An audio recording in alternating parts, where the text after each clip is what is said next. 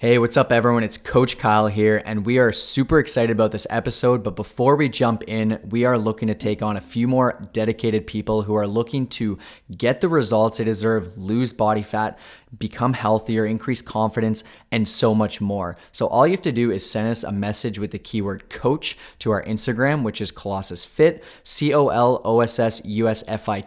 We cannot wait to change your life, help you feel incredible, and now into this amazing episode. What's going on, everyone? Welcome to the Fit, Healthy, and most of all, Happy podcast. I am your coach and host, Josh, here with his co-host and co-coach, KG, and I'm in the house. And Coach Kyle was going through some of the old episodes, seeing some of our most popular ones, and one of our biggest episodes was 8 unique nutrition tips to help you become fitter, healthier, and happier. And that inspired us to give you 7 really amazing bonus tips here, and that's what this episode is going to be all about. It's going to be jam-packed with killer tips, so make sure you're listening, lining this up, because one, if not many of these tips may change your life. So what's number 1, Kyle? So number 1 is just simply looking at and reading labels. And honestly, I just think it's so incredible how much you can learn when you start to pay attention to what's in a food, what the calorie intake is. I've got a bunch of things written down here. Is how much protein does it have? What's the calorie intake? What's the serving size? Like that alone can teach you so much, because sometimes you look at these things and you're like, oh, it's all good. Like you don't really pay attention. But when you realize that serving sizes can be so different based off of what's in a bag, right? You know, a serving size may be 50 grams. The entire bag could be 500. There's 10 servings there. Either way, what I'm trying to get at is you can learn so much that can teach you stuff for the rest of your life. And I'm very fortunate because years ago when I first started on my fitness journey, I spent a lot of time looking at labels, paying attention to these things, understanding what makes up a food, what's in a bag of food, all that great stuff. And it just is so much easier to navigate social situations, regular life, like whatever it is. So spend a bit of time. Don't rush through the grocery store. Actually take a look at these labels, see what's taking place, maybe look at some ingredients, what's the fiber intake, sugar content. I know I'm throwing a lot at you here and it can be overwhelming, but I can assure you that as you start to grocery shop, as you start to bring foods into your house, simply paying attention can make you so much more aware. And that's all we're looking for, is awareness and accountability. So read those labels, learn as much as you can, and it will set you up for success for life for sure. And I still do this. Like I know some people hate going to the grocery store, but to me, like one of my biggest tips is go there when you're already full, so you don't get buying a lot of things you don't want. But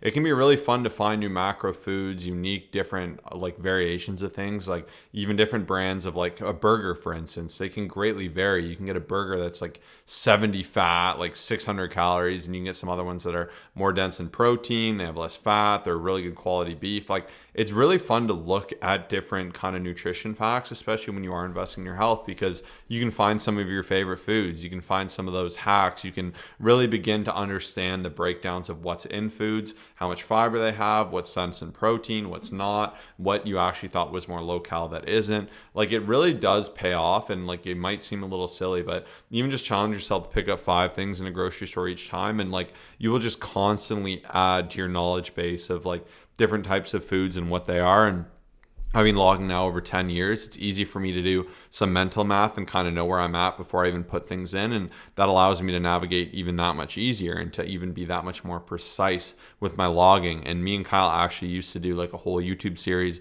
in a grocery store near us. It was always super awkward filming in a grocery store, but we did it anyways. And we'd share a lot of different macro hack foods and be actively in that grocery store to demonstrate it and share it. But it's always fun. Like look around, there's protein ice creams, there's different things. Compare the fun version to the original version, decide what you like. Like it's a great hack, and like it's a very underrated hack, and a lot of people listen to this and still not do it. But I promise you, if you take the time to do this, this will level up your journey in quite a lot of ways.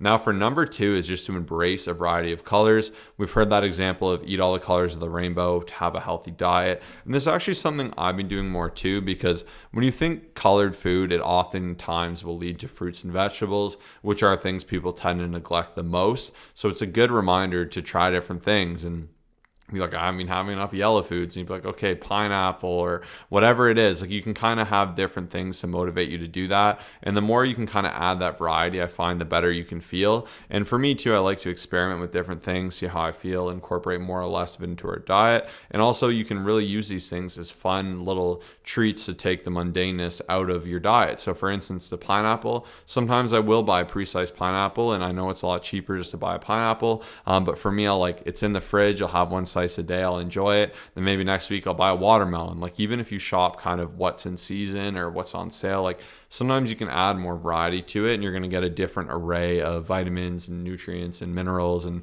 even just making a habit to have different sources and not just be that person that only eats one thing where you may be deficient in certain nutrients or micronutrients. And even just like it makes it fun. Like Josh said, yesterday I had watermelon as an afternoon snack. Obviously that's red. And then for dinner, I happened to have chicken, zucchini, and then corn, which is awesome. So obviously zucchini is green, corn is yellow. And just like kind of looking at that point of view is pretty fun. Like even just our lunch, it is just the most jam-packed, healthiest, greatest thing ever. Like we're so excited and, lucky to get stuff like that. But when you look at it, it's like, holy, there's a lot of great different colors going on. But the best part about it is it's also very hard to overeat on this type of stuff.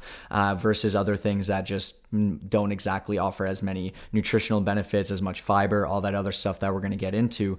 But that's just going to bring me into number 3, which is slowing down your eating and also practicing mindful eating. So for this episode, we wanted to go a layer deep versus just saying, hey, eat healthier foods and eat less. Like there's a lot more to this. And I think each one of these can impact your journey in one way or another.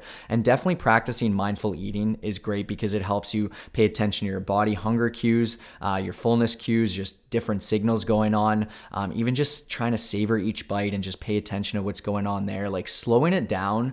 Like I could give a million different tips for slowing down your eating, but overall, this is something that instead of me just saying eat less, like in turn, this will help you eat less and eat until you're satisfied versus eating until you're full. And there are a number of different things such as using a timer, trying to set your utensil down in between each bite, maybe using smaller utensils. You can play around with which thing you want to do and you want to implement, but the best part is just simply slowing down, paying attention, even just eating distracted is one of the worst things for you. Like a lot of times people don't realize, but you can actually consume, I think maybe 20 to 40% more calories just from simply eating distracted because you're not paying attention, you're not mindful. So these are a bunch of things to think about, implement it, try it out, and I'm sure it'll help you in one way or another.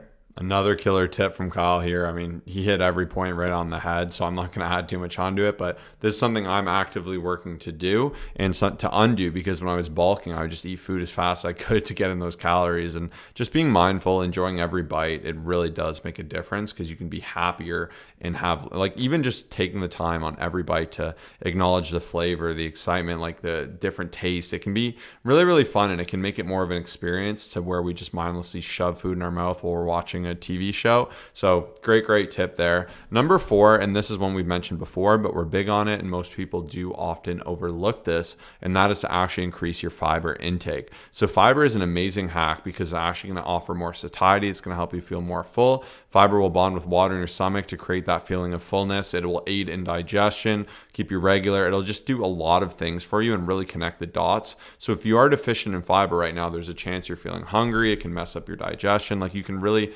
kind of be limiting your ability there. And by actually having that fiber, you're going to give yourself a big advantage. Some great examples of sources of fiber are fresh fruits and vegetables, whole grains, legumes, nuts, seeds. And then there's also a lot of really good hacks where you can kind of get a lot of fiber, especially when it comes from the liquid fibers. Now, I wouldn't get all of your fiber from this. Like I know some people would say, I'll have 2 Quest bars and I'm good. But try to even utilize fiber as an indication of how good your diet is. If it's very low, you're probably not eating really high quality foods, probably not getting enough fruits and vegetables. But by actively increasing this, you're going to give yourself a big leg up. Absolutely. And jumping into number 5, it's just prioritizing protein in the morning. I mean, we've said it over and over again. It's still something I feel like some people neglect, but just getting that protein in early on sets you up for success. While we are talking about fullness and satiation, that's exactly what it's going to do. It's going to help you feel full until lunch, until whatever it is with your next meal that you have planned. And it's just going to help you get a head start for the day. Like there's a massive difference between someone who has a chocolate chip muffin and a nice plate of Greek yogurt, which is something that we'll consistently have in terms of what it does for your body, in terms of the micronutrients, in terms of how it makes you feel. And even for someone who starts their day off on not so great foot, it can compound throughout the day. Whereas when you make that healthy decision early on, you're just going to want to keep going. And it also can reduce your hunger later on and just your, desire to have unhealthier stuff as well. So prioritize protein early on, get it in, set yourself up for success, and it'll help you so much. And don't underestimate these tips. These are huge tips that can make such a difference and just how easy it can be. If you're having a low fiber, low protein diet, you're putting it all off, it's very, very hard to succeed, and you're going to have crazy cravings. You're going to just, your stomach's going to feel bad. Like by doing these things, it gives you such an easy platform to have success no matter your goal. But now we're going to jump into number 6, which is also that flexibility is the key. So these are great tips. These are tools you always want to be mindful of and aware of, but there will be times where you'll have to go off track a little bit. Maybe you are going out to a breakfast and you're going to flip that day a little bit, and you're going to have pancakes and you're going to have like not quality carbs and syrup and all these different things. Your protein will be low, but you can build the rest of the day around that. Being flexible and giving yourself that ability to still do the things you love will help you do this long term. Because if you're on a really restrictive diet, it's only going to be good while you're being restrictive. And the second you go away from that, it's just going to undo every good bit of progress you've had. So just being mindful of that is so important. And just be aware that whatever you're doing, can you do it long term? And I like to remind people though, diets are hard, they're a challenge, but they're not meant to be done forever. Like it's a period of time where you have to buckle down, have a little bit less to lose that weight, and then you can transition out of it. But you do need to make sure what you're doing is sustainable for the long term. And that's where I find flexible dieting, 80-20 rule, tracking, these are all things that can be scaled to be done long term that only take a little bit of effort for a large result.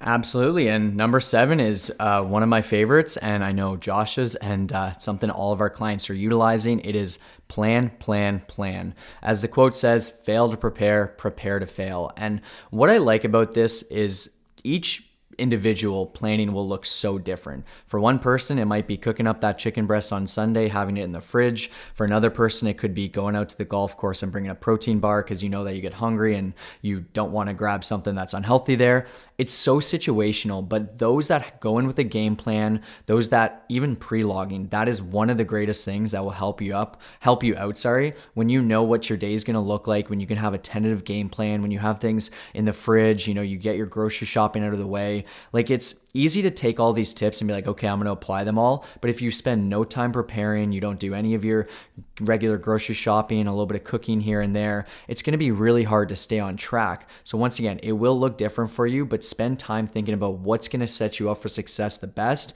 and it'll help you so much. So prepare, plan, do the best you can, and I know you can crush and succeed so well. Yeah, so thank you so much for tuning in today. We do really hope this helped you. Use these tips, find ways, even just set a goal in this upcoming week, how you will go ahead and apply one of these to your life and you will receive the benefits. Even just being mindful of these is so powerful. You could even screenshot the show notes, put it as a wallpaper, and make a point to do one every day. Like once again, remember, knowledge is only power when applied, and we don't want people just hearing great info. We want you benefiting from it. So go out there, implement it, and if you want to take it a step further, DM us coach on Instagram to @ColossusFit, COLOSSUSFIT, and that is a surefire way to see the results you've always wanted, because we will help you through any obstacle, achieve any goal, because that's what we've done and we've built that out, and that's our passion. And we believe everyone deserves to be fit, healthy, and happy, and you should want that for yourself. And having a coach is a surefire, guaranteed way to get there.